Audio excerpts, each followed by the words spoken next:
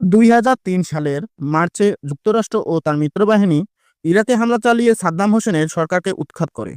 এরপর সাদ্দাম হোসেন পালিয়ে যায় এবং দীর্ঘ সময় ধরে আত্মগোপনে থাকেন। তার খোঁজে চলতে থাকে ব্যাপক অনুসন্ধান। যুক্তরাষ্ট্র ঘোষণা করেছিল যে তাকে খুঁজে দেবে তাকে দেওয়া হবে $25 মিলিয়ন। অপারেশন রেড ডন। 13 ডিসেম্বর 2003 তিকরিত শহরের দক্ষিণে আদাউন নামক এক গ্রামে। রেড ডাউন নামটি নেওয়া হয় আমেরিকান একটি যুদ্ধ সিনেমা থেকে, যেটি প্রতিরোধ ও মুক্তির প্রতীক হিসেবে ব্যবহার হয়েছিল। অভিযানে অংশ নেয় 600 মার্কিন সেনা, 2টি স্পেশাল ইউনিট, হেলিকপ্টার, স্যাটেলাইট নজরদারি, ড্রোন এবং স্থানীয় ইরাকিদের তথ্য ব্যবহার করা হয়। মার্কিন গোয়েন্দারা প্রথমে স্থানীয়দের সাহায্যে সাদ্দাম হোসেনের নিকটজনদের খুঁজে বের করে। তারপর ধীরে ধীরে তাদের বিশ্বাস অর্জন করে। এরপর ধাপে ধাপে তথ্য বের করে তাকে ধরতে সক্ষম হয়।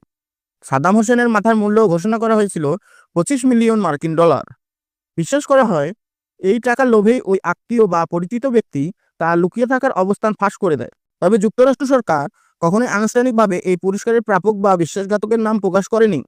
সাদ্দাম হোসেনের খুবই ঘনিষ্ঠ এক আত্মীয় বা প্রাক্তন সহযোগী তাকে ধরিয়ে দেয়। এই ব্যক্তির পরিচয় গোপন রাখা হয়। তবে মার্কিন গোয়েন্দা সংস্থা সিআইএ এর এক সূত্র জানায়, একজন নিকট আত্মীয় মার্কিন বাহিনীকে জানায় যে সাদ্দাম হোসেনের আদাউর গ্রামে কোথাও লুকিয়ে আছে। তাকে পাওয়া যায় একটি ছোট স্পাইডার হোল, যা ছিল মাটির নিচে একটি সংকীর্ণ গর্ত। গর্তটি ছিল 8 ফুট গভীর, 6 ফুট লম্বা। উপরে কাঠ ও মাটি দিয়ে ঢেকে রাখা হয়েছিল।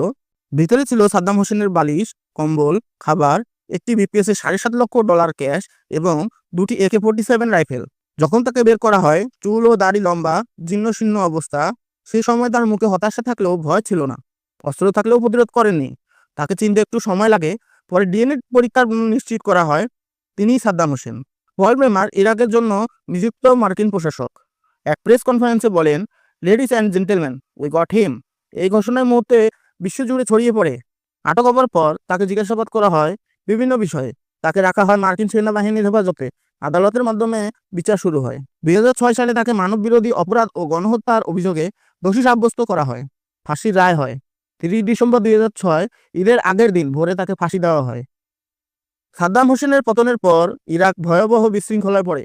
দেশ ভাঙন ও বিশৃঙ্খলা, দেশে গৃহযুদ্ধ, শিয়া সুন্নি সংঘাতের বিস্তার, বিদেশি দখল ও দাসত্ব, আইএসআই এর উত্থান, অর্থনীতি ও পরিকাঠামো ধ্বংস, জাতীয় গৌরব ও আত্মপরিচয়ের পতন।